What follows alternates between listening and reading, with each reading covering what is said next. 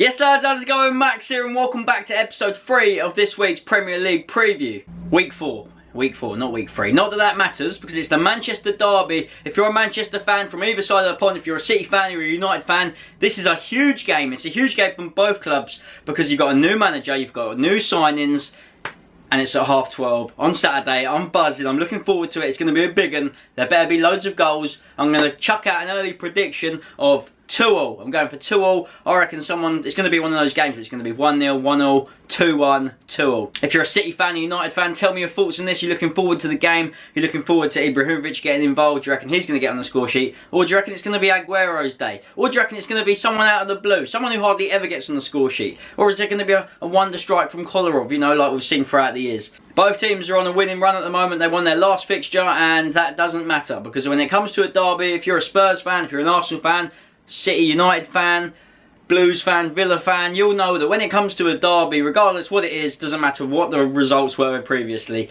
that game is where it happens. That's where the football does the talking on the pitch. So I think I've built that game up enough. I've given my prediction. I've said I think it's going to score. I'm hoping Ibrahimovic does because he's in my fantasy team. Give me your thoughts on that. That's that game, 12:30 Saturday. Moving on now to Bournemouth against West Brom. Now both teams coming off the back of a draw. West Brom getting a goalless draw at Middlesbrough, at home to Middlesbrough, sorry. And Bournemouth with a 1-1 draw away at Crystal Palace. So both teams last fixture, neither win. I'd imagine they want to get up and running, but they're just not cutting it out for me. They're just a bit boring at the moment. Like, sorry to those West Brom fans. You've got a couple of players that I don't mind. You've got Chris Brunt, he gets called that. You've got Rondon. You've got obviously Berahino, who Spurs have been interested in the past. You've got a couple of players who I like. But unfortunately, West Brom are just a side that I can just see every year. It's just like they're fighting for relegation. And at the moment, Bournemouth, unfortunate not to come away with a victory at Crystal Palace. Scott Dan scoring in the 93rd minute. So Bournemouth, look, they can score goals. I reckon they just need to be able to, obviously games like that, they need to be able to buckle up and see out games. Because that was sloppy from them. They could have had an easy 3 points there. Not an easy 3 points, but you know what I mean. You don't want to throw it away last seconds of the game like that. I reckon Bournemouth will comfortably do West Brom 2-0. Joshua King, both goals. Calling it now. Moving on now, we've got Burnley against Hull. Two teams that lost their last fixture. 1-0 and 3-0. Burnley getting thumped and Hull, on the other hand of losing, were very unfortunate for it to be 1-0 because they were a very good side in that game. United just seemed to have the upper hand, and obviously when you've got players like that on the pitch, of Ibra, Mata, Dad's calling me, 1 sec. Hello? Right, sorry about that. I think I was saying, when you've got players like that on the pitch, Ibrahimovic, Mata, obviously Pogba, you know things are going to happen. Anything can happen with a blink of an eye. So obviously Hull go to Burnley, which isn't an easy place to go. Obviously we know Burnley have beat Liverpool. We've got Andre Gray who's been scoring. He can get on the score sheet. You've got Vokes who scored a screamer against Liverpool. Hull on the other hand have got a few goal scorers in their team. You've obviously got Maloney and you've got Abel Hernandez. I think it's going to be a pretty even game, but I reckon Hull are actually going to come up on top of this one and they're going to snatch it 2-1. Speaking of derby sides, at the start of the episode when I said about Manchester United and Manchester City, we've got Spurs' local rivals, Arsenal, facing Southampton. Now that's going to be an interesting fixture. Obviously Arsenal have got Mustafi obviously probably starting. They've got the new signing Lucas Perez, I believe his name is. No idea how he's going to perform. I don't dislike the bloke.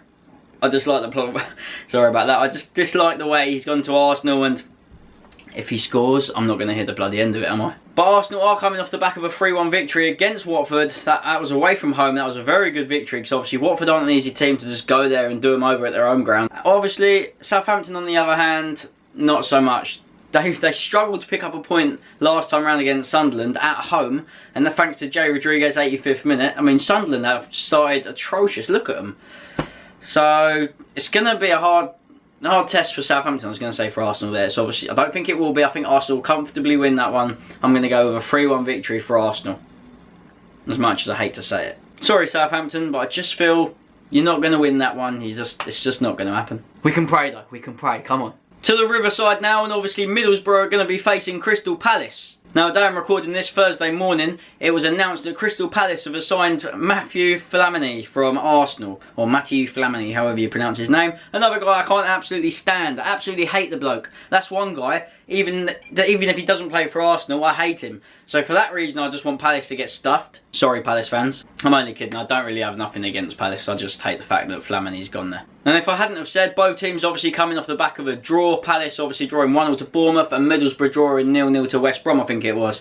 Middlesbrough being at home, I think they're going to have the upper hand, definitely. They look dominant so far against a lot of teams. I've been impressed with a few players. I keep saying about Negredo. That Stuani looks like he's settled in. He's not a new player. I said he was a new player before, but he arrived last season in the Championship. And because he scored that worldie, obviously you score a worldie, people start talking about you. But Palace, on the other hand, haven't won a game yet. They've got a draw, and that's it. Middlesbrough are going to win that one. We're going to go for a 2-0. Moving on to the forever blowing bubbles ground in West Ham. They are going to be hosting... Who are they hosting? West Ham against Watford. Being at home gives them that extra bit of advantage. Watford away from home. I think they might struggle away from home. I think some of their big boys, I think Dina needs to start scoring. Needs to start putting in some work. Now, I've said this before with Watford. Etienne Capoue, he's the only player that when I think of Watford at the moment, the only player that's a proper standout. Obviously, last few seasons there was Igalo and Dina. Honestly, I haven't seen that much to be talking about him yet. You could say this about any other players for other clubs, even off the back of a last season. I'm forever hearing it about Spurs and Harry Kane, but that's another story. We'll get onto that in a sec.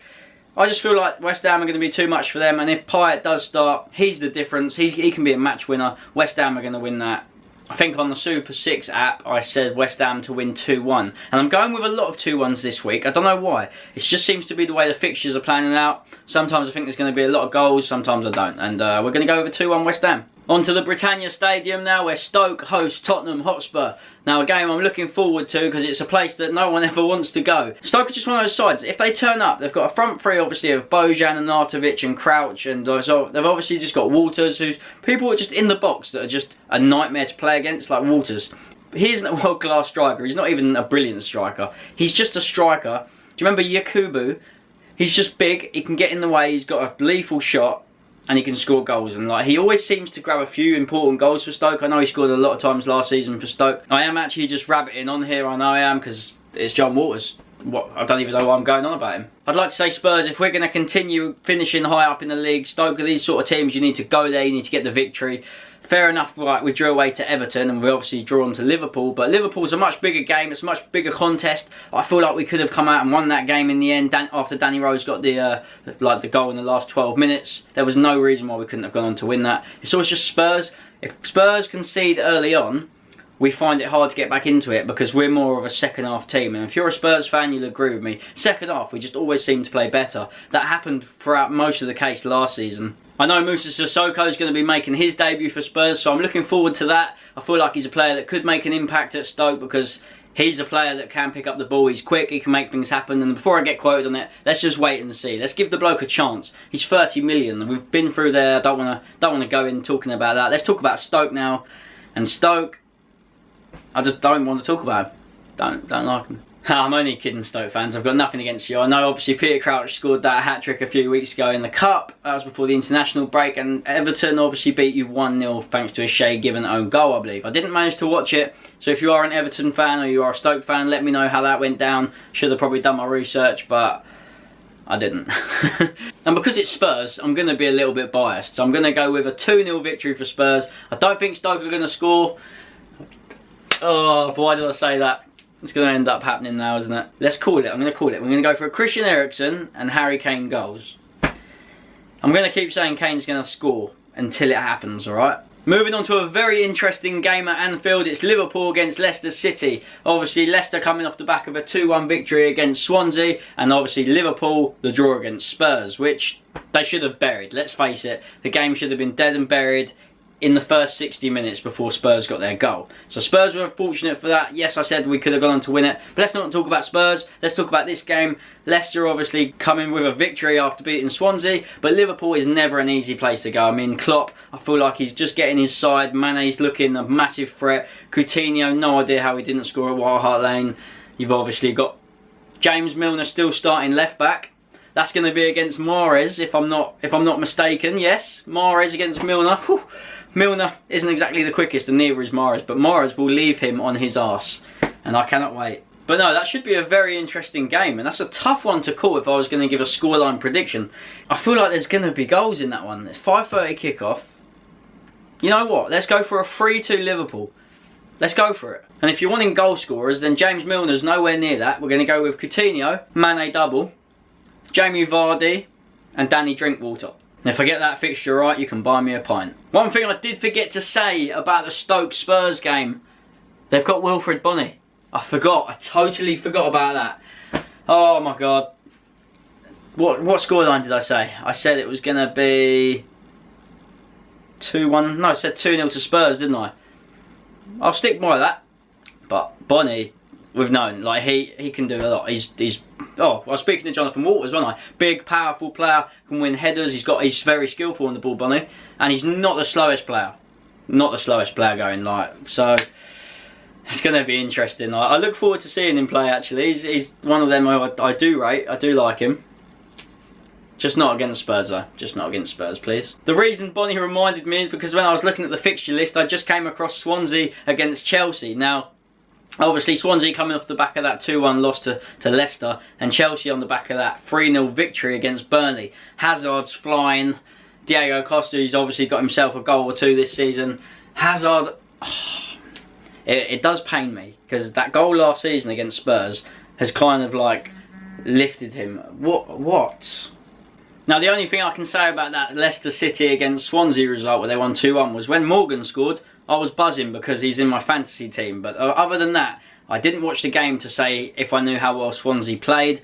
But playing against Chelsea, obviously they're playing against some players that are flying. Williams playing well at the moment. Hazard, there's no point even going on about him because he'll probably score again. I'm going to go with a 3-0 victory again for Chelsea in that one. I know it's away from home, but Swansea isn't the hardest place at times to go, and they've obviously lost a few players. They've only really got Skilfy Sigurdsson that I keep going on about every week because he used to play for Spurs. And set pieces, he's really dangerous. I mean, I feel like I'm repeating myself there, so apologies for that. But I just cannot see it happening. Sorry, Swansea fans. Moving on to the last game of this episode. Hope you guys are enjoying it so far, so let's get cracking. It's Sunderland against Everton.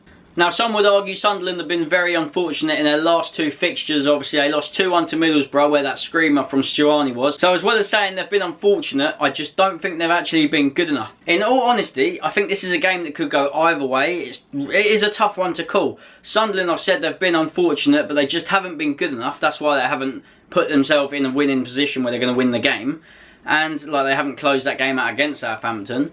And Everton, obviously, they got the draw against Spurs. They got the 2-1 victory against West Brom, but it wasn't exactly a convincing one. I mean, they had a couple of chances to obviously finish the game off, make it 3-1. Lukaku just didn't end up doing that. So going with those results, and obviously the way the teams have been playing, I'm going to say it's going to be a 1-1 draw. Not a fantastic game. I don't think there's going to be many fantastic games this weekend, apart from the Manchester derby and the Liverpool against Leicester. And obviously the Spurs game. I mean, why wouldn't you be buzzing for that? So that brings us to the end of Week 4 Premier League preview. Hopefully you guys have enjoyed. Don't forget to smash that thumbs up button. If you have enjoyed this and you have watched till the end and you're currently watching it, hashtag Spurs Manchester Derby. It's a strange one, but at least I know. So thank you very much for watching. I'll see you guys soon for another one. Got a new series hopefully dropping on Saturday involving my friend Rambo. If you don't know him, you will do. And I'll see you guys soon. Take care. Bye-bye.